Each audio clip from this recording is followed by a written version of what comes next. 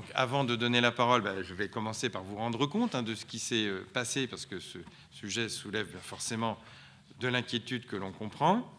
Est arrivé dimanche matin, venant, je crois, de Saint-Aignan, un groupe assez important pour Boye. Nous avons l'habitude de voir des petits groupes de 5-6 caravanes venir en implantation illégale, mais de cette nature, une vingtaine de caravanes, c'est relativement peu fréquent. Sur un site qui n'est bien sûr absolument pas adapté, une installation illégale sur un terrain au cœur d'un lotissement, bordé d'habitations de part et d'autre, avec tout de suite, comme de façon malheureusement assez classique sur les campements, vol d'eau et d'électricité, des branchements illégaux. Donc notre stratégie, elle est toujours la même sur toutes les installations illégales. Il y en a vu quelques-unes avant, en nombre beaucoup moins important, que ce soit sur la pointe à côté du terrain officiel des gens du voyage ou à côté de la salle René Gauthier. À chaque fois, nous allons d'abord au contact de ces voyageurs, et puis ensuite, s'ils ne partent pas dans la foulée, si on sent qu'il y a une volonté de s'implanter, nous faisons venir dans les jours qui suivent un huissier. Donc ce qui a été fait mardi, il faut un constat d'huissier pour pouvoir ensuite agir en justice. Donc le constat a été fait. Et puis ensuite, c'est au propriétaire d'agir. C'est le propriétaire qui doit bien sûr demander à trouver... c'est sa propriété qui est spoliée. Donc c'est lui qui doit saisir la justice. Lorsque c'est la commune, nous le faisons. Là, en l'occurrence, il se trouve que cette parcelle appartient toujours à l'aménageur, Nantes Métropole Aménagement. Nous les avons contactés, nous leur avons transmis également le rapport de l'huissier. Entre parenthèses, ils prendront en charge le coût de ce rapport, puisque c'est eux les propriétaires, donc ça ne sera pas sur le budget de la ville. Et donc, Nantes Métropole Aménagement a saisi la justice pour obtenir gain de cause. Mais vous connaissez les délais, tout ceci, même si on demande un référé, que ce soit traité le plus rapidement possible, ça prend du temps. Les gens du voyage le savent et ils en jouent. Et nous avons essayé, au-delà de ces contacts qu'il faut faire pour faire partir, le but c'est de faire partir au plus vite, puisqu'ils nous ont dit qu'ils souhaitaient, eux, mais moi je n'ai pas confiance dans certains propos, partir le 19. Nous n'en avons aucune certitude, donc nous prenons les précautions en justice pour pouvoir faire partir. Nous avons essayé de comprendre ce qui se passait, parce que c'est quand même pas habituel, et heureusement, ni sur ce site, il n'y avait jamais eu d'occupation, ni une telle ampleur. En fait, il y a un effet, malheureusement, Covid, là, et nous avons vu des circulaires et contacté la préfecture.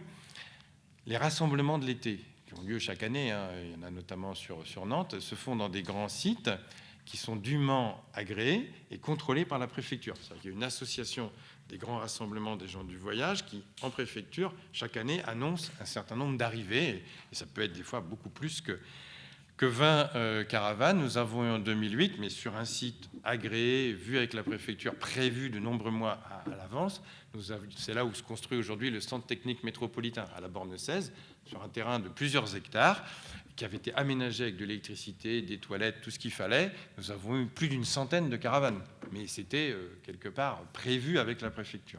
Là, il n'y avait rien de prévu. La préfecture, il y a une circulaire que nous avons reçue tous les maires vers le 20 juin, qui disait que cette année, en raison de l'épidémie de Covid, la préfecture interdisait les grands rassemblements estivaux, au moins jusqu'à la période dite d'urgence sanitaire, qui, comme vous le savez, s'arrête demain. L'urgence sanitaire, ça va jusqu'au vendredi 10 juillet.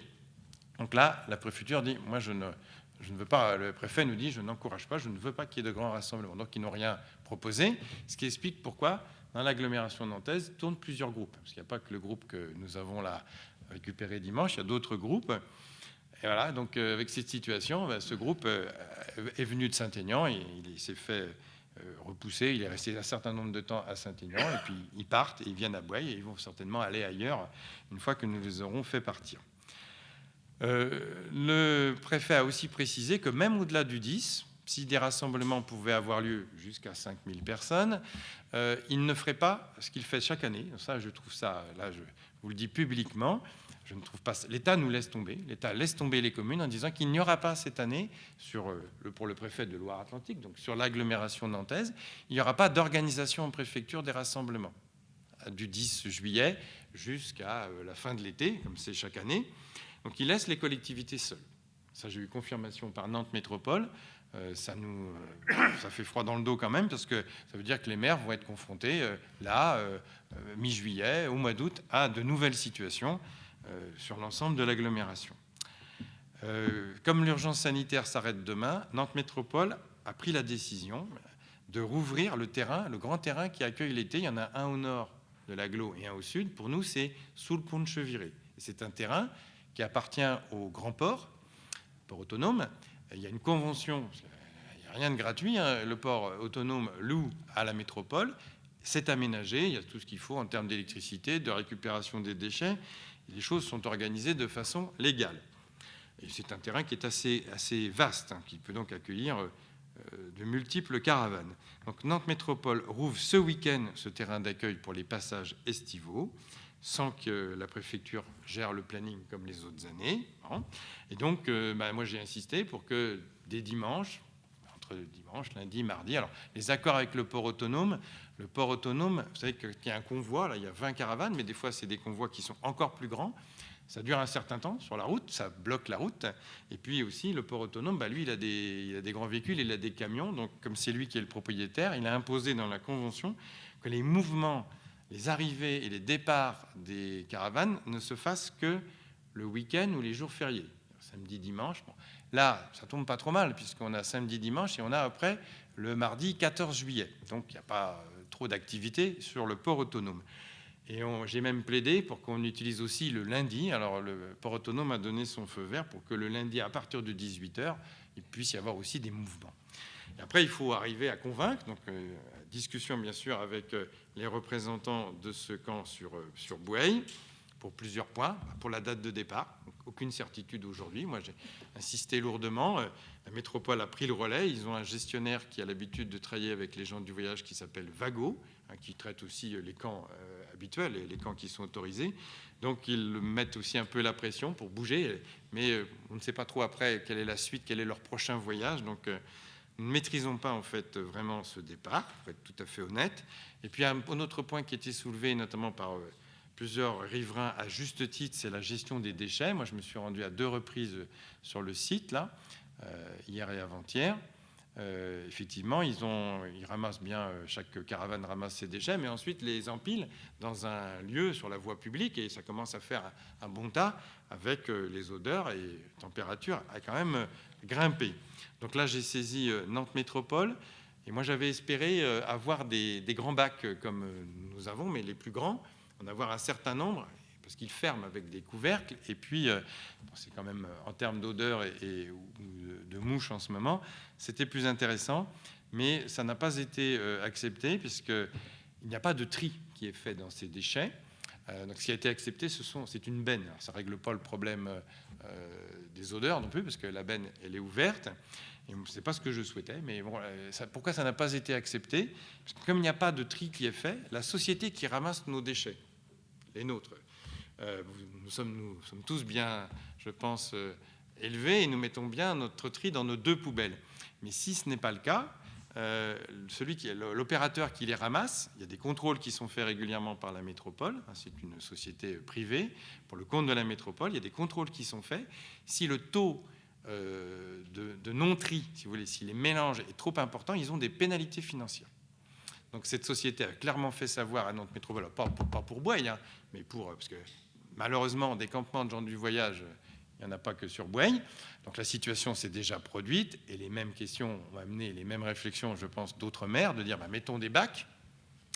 La société ne veut pas, si le tri n'est pas fait, se retrouver pénalisée. Elle y est bien sûr pour rien. Donc, refus des bacs, mais une benne sera posée demain matin. Elle aurait dû l'être aujourd'hui, mais la société, je crois que c'est Papitrec, je crois que c'est le nom de la société qui vient installer la benne. Pardon ? Paprec, qui vient demain, aujourd'hui, n'avait pas les moyens, techniques, n'avait pas de benne et tout. Donc, demain matin, on a une benne et les gens du voyage vont la remplir. Ça, c'est pour l'immédiat. Voilà ce qui a été fait et voilà ce qui est envisagé. Donc, bien évidemment, notre objectif maintenant, c'est, puisqu'on a la certitude que ce grand terrain, lui, par contre, ça c'est sûr, il rouvre sur le pont de Cheviré ce week-end. Maintenant, il va continuer de faire pression pour que ce départ se fasse le plus vite, sans attendre le 19 juillet. Dans la foulée du départ, nous aurons plusieurs choses à faire. Nous aurons à remettre le terrain en état. Bon, l'herbe a été un peu beaucoup couchée. On verra s'il y a des déchets. Il y a des engagements qui sont pris. J'ai vu ce matin qu'ils avaient été interrogés par la presse et qu'ils s'étaient engagés à nettoyer. Oui, je donnerai la parole, bien sûr. Nous aurons à désinfecter également, parce qu'en cette période de suspicion de Covid, nous désinfecterons par nos services. Il y a un jeu pour enfants qui est installé dans cet espace vert. Nous le désinfecterons. Tous les jeux pour enfants qui existent sur la commune, qui sont encore barriérés, les barrières vont s'en aller, là, dans la semaine qui vient. Et là, celui-ci sera désinfecté. Nous ferons enlever par Paprec la benne, et puis nous poserons des pierres, bien entendu. Je crois qu'il y a 3 accès qui mènent à cet espace vert, on va dire, un peu de lotissement. Nous mettrons des pierres de façon à condamner les accès, mais après, on verra comment on pourra remplacer au moins une de ces pierres par une borne contrôlée par une clé, parce que nous avons besoin, nous, la mairie, ou un prestataire, pour entretenir, il faut pouvoir avoir un accès. Et les pierres, c'est difficile. Nous n'avons pas, nous, en mairie de Boueil, les moyens techniques de déplacer les pierres. On demande toujours à la métropole. Donc, il n'y a pas de souplesse, en fait, dans cette affaire. Et puis, sur le plus long terme, parce qu'il y a un vrai plan d'action quand même à mener, parce que j'avoue que quand on apprend le dimanche qu'il y a une arrivée comme ça aussi importante et qu'on est déjà, vous avez vu les dossiers qu'on a traités là, bon, c'est pas de gaieté de cœur qu'on se dit qu'on va avoir un problème sérieux à régler. Il faut essayer de trouver des solutions pérennes. Donc déjà, le plus simple, je vous disais tout à l'heure que c'est aux propriétaires de recourir à la justice. Ce qui est le cas, par exemple, quand c'est sur la pointe, à côté du terrain officiel des gens du voyage. Comme là, c'est Nantes Métropole Aménagement, nous allons accélérer la rétrocession, parce qu'il est bien prévu que les voiries reviennent à la métropole et que les espaces verts reviennent à la commune. Donc, en l'occurrence, il faut qu'on soit bien titré, et ça nous permettra simplement de gagner du temps pour recourir en justice sur cet espace-là, comme sur d'autres, de cette ZAC des Ormeaux. Il nous faudra rechercher, moi je proposerai en commission que nous recherchions un terrain sur la commune à viabiliser, un terrain de secours, de façon à orienter parce qu'on voit quand même chaque année, alors c'est pas dans cette ampleur-là, mais on a quand même chaque année des arrivées de petits groupes, donc il faut mieux organiser les choses plutôt que de subir. C'est ce que je proposerais comme solution plus pérenne. Mais voilà, même si, il faut faire attention aussi, la compétence d'accueil des gens du voyage est bien une compétence qui a été transférée à Nantes Métropole. Il ne faut pas non plus qu'on se substitue aux responsabilités de qui de droit. Mais qui a les problèmes à gérer, ce n'est pas tellement Nantes Métropole, c'est plutôt le maire et les élus de Boueil. Donc il vaut mieux à un moment être offensif que de subir des situations. Monsieur Lepage, je crois que vous vouliez nous dire quelque chose. Je voulais donc rebondir sur ce que vous disiez, là, notamment sur l'article qu'on a découvert cet après-midi, et notamment par Boueil Info, sur l'interview qui a été faite par donc, nos amis de la presse écrite. C'est un article qui est très mal passé chez nous, faut le dire. C'est un article qui est fortement à charge sur les colotis. Voilà. Ce qu'il aurait été bien, je pense, c'est aussi d'aller rencontrer les personnes qui subissent ces désagréments, notamment tous les lots qui sont à la périmétrie de cet îlot central.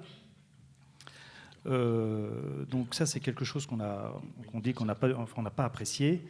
Et notamment aussi sur la petite phrase de Boueil Info, mais ça peut-être que je pense qu'on en reparlera ensemble en tête-à-tête. Donc je pense que pour nous, ce qu'il est important, c'est que sur la commune de Boueil, et bon, aujourd'hui c'est en cours, mais il y a des règles à respecter. Donc on souhaiterait que ces règles soient respectées, comme dans toutes les communes de France.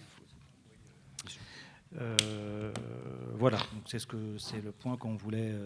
Alors, merci, je partage complètement. Je suis bien sûr pour l'application des règles, et si on veut qu'il y ait une intégration, c'est compliqué, l'intégration de la communauté des gens du voyage, là, ça passe par le respect des règles. Donc, moi, j'ai discuté là avec celui qui se présente sur ce campement comme le patriarche, 82 ans, ancien combattant, très bien, c'est respectable, mais ce qui n'est pas respectable, c'est de voler de l'électricité et de l'eau. J'ai dit clairement les choses. On est bien d'accord. Bon, quand on lit l'article, je ne vais pas faire vais pas faire le procès. Mais quand on lit l'article, effectivement, s'il y a eu des noms d'oiseaux qui ont été échangés entre les personnes, c'est tout à fait détestable, que ce soit d'un côté ou de l'autre, on est bien d'accord. Nous, notre but, alors deux précisions quand même, notre but, et je sais que M. Hervochon, qui était l'élu d'astreinte ce week-end, est allé sur site dès qu'il a été prévenu, et a eu justement à gérer à la fois l'arrivée, ces gens du voyage, mais aussi, on le comprend, il peut y avoir de l'émotion, de l'énervement de la part de riverains, mais notre rôle à nous élus, c'est d'apaiser les tensions, d'éviter que ça ne finisse. C'est ce qu'on a fait immédiatement, puisqu'on a fait un mail à l'ensemble de la résidence pour justement leur demander de se calmer et qu'on allait. Deux informations, parce que j'ai préparé tout ça est arrivé depuis dimanche, donc depuis lundi pour nous. Moi, j'ai passé pas mal de temps quand même à donner tous les éléments que je vous ai dit tout à l'heure. J'ai un courrier qui est en préparation auprès des 3 présidents de lotissement qui jouxtent un peu pour expliquer ce que je viens de vous dire là, mais le mettre sur un courrier un peu plus officiel, de façon à ce que ça puisse aussi être diffusé. Et la deuxième information, c'est important parce que finalement la question ou les propos que vous nous tenez là, ça nous permet de clarifier quelque chose. Je ne sais pas comment on a essayé de le faire dans un bulletin municipal il n'y a pas très longtemps. Boyinfo n'a pas de lien avec la mairie, si vous voulez. C'est un site totalement indépendant que nous ne maîtrisons pas, et même s'il y a le mot Boye dedans, ça c'est important, parce que j'ai des fois souvent des concitoyens qui me disent j'ai vu ça sur Boyinfo, pensant en toute bonne foi que c'est la mairie. Et Boyinfo, non, on sait pertinemment que c'est la mairie. C'est pas la mairie, pardon. C'est pertinemment que c'est pas la mairie. Donc là, j'entends votre expression, mais moi je n'y peux pas grand-chose, quoi. Moi, la seule chose dont je suis responsable, on en discutera avec les j'ai envoyé moi hier un communiqué de presse, donc là un communiqué écrit par la mairie que j'ai envoyé aux correspondants et à la presse radio. J'ai même donné cet après-midi une interview à, je crois que c'est Radio France ou Loire-Océan, qui est allé faire un petit reportage et qui est venu en mairie questionner le maire sur cette question-là. Mais nous n'avons pas de lien spécifique avec Boyinfo. Voilà. Si vous avez eu l'occasion de lire l'article sur Ouest France, je vous encourage à le lire parce que vous allez voir que c'est assez épique. Alors voilà, moi, il n'y a que les propos que j'ai envoyés qui sont repris du communiqué les de vôtres presse. sont repris, effectivement. Oui. Voilà, après... mais effectivement, le patriarche a été interrogé, c'est très bien. Il a dit son ressenti, c'est parfait, on doit l'écouter, effectivement. Mais ce qui aurait été intéressant, c'est d'aller jusqu'au bout de la démarche de ce reportage-là, et puis c'est d'aller interviewer les gens qui sont, comment dirais-je, directement. En mairie, on a eu pas mal d'appels, forcément, de riverains inquiets. Voilà.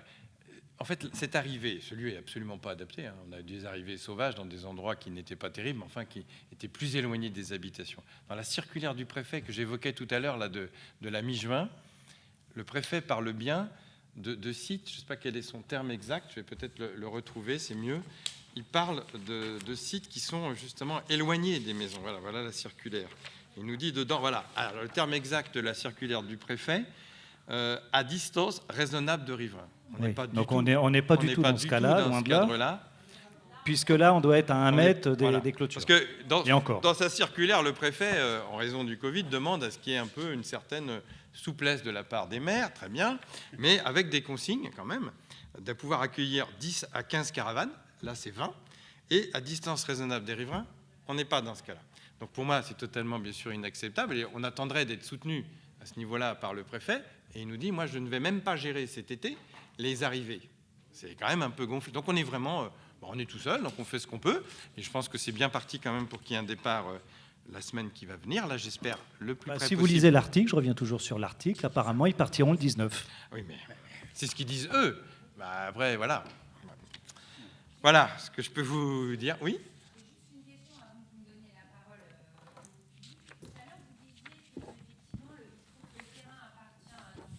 Et qu'elle a donc aménagement. Nantes Métropole Aménagement. Voilà. Mais dans Nantes Métropole Aménagement, il y a Nantes Métropole. Oui. Alors Nantes Métropole Aménagement, c'est une structure, c'est un opérateur, si vous voulez. C'est un aménageur.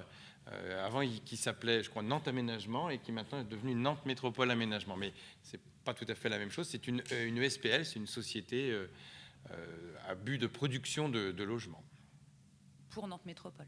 Pour Nantes Métropole, c'est toutes les communes. Les 24. Nantes Métropole, ce n'est pas une commune, c'est 24 communes. De fait, quel est le poids que chaque maire ennuyé par ce genre de situation peut porter, puisque manifestement la fête se passe autour de Nantes tous les étés? J'ai été, je pense que tous les maires, parce que c'est pas tellement une question de taille. Nous représentons Bouaye, la ville de Bouaye, sur le poids démographique. J'ai encore revu les chiffres dans la préparation du conseil métropolitain. Nous représentons 1,20% des habitants. Oui. Voilà, donc notre poids, c'est 1,20% des habitants, des 640 000 habitants de la métropole. Mais il y a 24 maires. Et je vois, moi, que l'institution Nantes Métropole respecte les 24 maires, quelle que soit leur taille de commune ou quelle que soit leur couleur politique. Et les ennuis liés à des camps de gens du voyage, vous voyez la presse tous les ans, c'est tous les ans, quelles que soient les communes, quelle que soit la taille de commune. Non, je ne remets pas en cause ça, je dis que c'est 24 oui, maires qui, possiblement, Saint-Aignan fait partie de Nantes Métropole. Oui. Donc les gens qui aujourd'hui squattent le terrain, il n'y a pas d'autre mot, viennent de Saint-Aignan, donc c'est Nantes Métropole. Ils vont donc arriver à Bougnay, puisque c'est aussi Nantes Métropole. Oui. Donc on est bien d'accord que Nantes, c'est super, Nantes Métropole, mais pour le coup, est-ce que Nantes Métropole ne peut pas trouver une manière, alors moi je ne sais pas, je ne suis pas à Nantes Métropole, de faire un petit coup de moyen de pression loin de moi l'idée de faire pression sur un préfet, mais quoique. Pour faire évacuer 20 caravanes, si vous avez des moyens de pression, nous sommes tous preneurs, les 24 maires de la métropole seraient preneurs. S'il y a une recette, elle serait appliquée. Nous n'avons pas les moyens, les forces de police, il faudrait des escadrons, il faudrait des véhicules.